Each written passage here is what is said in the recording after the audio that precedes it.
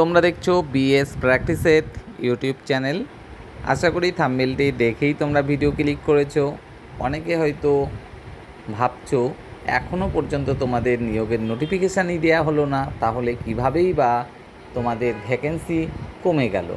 হ্যাঁ, তোমাদের সেই ভাবনাটা অবশ্যই কিন্তু যুক্তিসঙ্গত।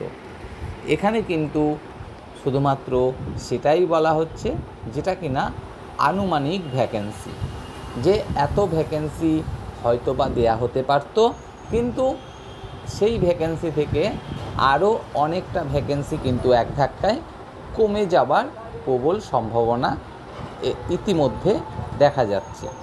চলো পুরো বিষয়টা একটু বিস্তারিত জানার চেষ্টা করি। দেখো, কোনো একটা রাজ্য সরকার সে যদি চাপে থাকে, তাহলে নিশ্চয়ই তার একটু বেশি বেশি ভালো ভালো কাজ করার ক্ষেত্রে কিন্তু আগ্রহ বৃদ্ধি পায়। কেন? তাকে তো ক্ষমতায় টিকে থাকতে হবে, তাই না? এটাই কিন্তু স্বাভাবিক। এবং আমরা কিন্তু দেখতে পাচ্ছিলাম কিছুদিন যাবৎ বেশ একটা চাপের মধ্যে ছিল আমাদের পশ্চিমবঙ্গের রাজ্য সরকার। এবং যখন কিনা আমরা গতকাল দেখতে পেলাম লোকসভা ভোটের ফলাফল, সেখানে গিয়ে দেখলাম আমাদের রাজ্য সরকার বিগতবার যতগুলো আসন পেয়েছিল লোকসভায়, তার থেকে আরও অনেক ভালো কিন্তু ফলাফল এবার করেছে। এবং লোকসভা ভোটে যেখানে কিনা কোনো রকম মারামারি, গণ্ডগোল, অশান্তি, বুথ দখল, ছাপ্পাবাজি ইত্যাদির কোনো অভিযোগ নেই, সেখানেও যদি এত ভালো ফল করতে পারে, তাহলে আশা করি তোমরা সকলেই অনুমান করতেই পারছো যে এর পরবর্তীতে যখন বিধানসভা ভোট হবে, সেটাতে নিশ্চয়ই রাজ্য সরকারের অতটা চাপে থাকার কথা নয়। এবং যখনই রাজ্য সরকার এরকম একটা ফল ইতিমধ্যে করে ফেলল, স্বাভাবিকভাবেই তার কিন্তু মাথার উপর থেকে গদি হারানোর যে চাপ, সেটা অনেকটাই কমে গেল। এবং গদিতে যখন স্থায়ীভাবে থাকার ব্যাপারটাই নিশ্চিত হয়ে গেল, তখন আরও বেশি নিয়োগ করতে হবে, আরও বেশি স্বচ্ছতা আনতে হবে, আরও বেশি বেশি কাজ করতে হবে।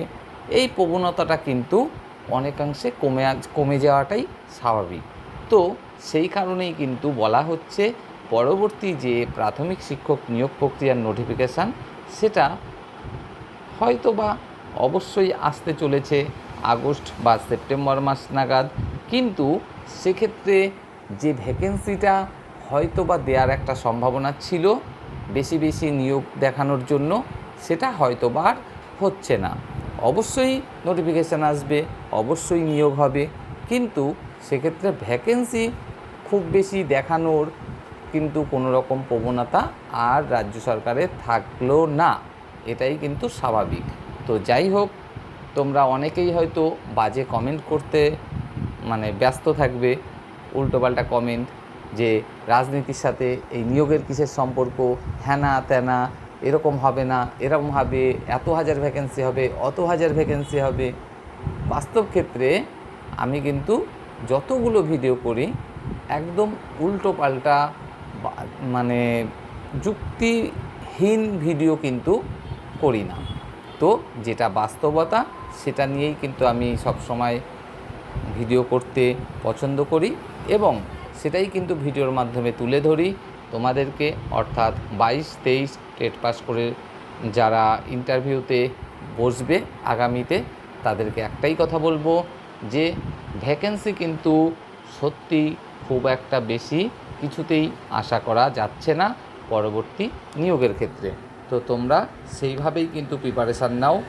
আর এখানে না বললেই নয়, তোমাদেরকে কিন্তু ডিমোটিভেট করার উদ্দেশ্যে এ কথা বলার নয়। এই কথাটা বলার মূল উদ্দেশ্য তোমাদেরকে আরও বেশি মোটিভেট করা ভালো প্রিপারেশানের জন্য। কারণ সত্যিই কিন্তু ভ্যাকেন্সি খুব একটা বেশি হবে না, কোনোভাবেই কিন্তু সেটা আর সম্ভব নয় রাজ্য সরকারের এই লোকসভা ভোটে এত ভালো ফলাফলের পরে। তো দেখা হবে পরের ভিডিওতে। আশা করি তোমরা সকলে ভালো আছো এবং ভালো থাকবে। বাই।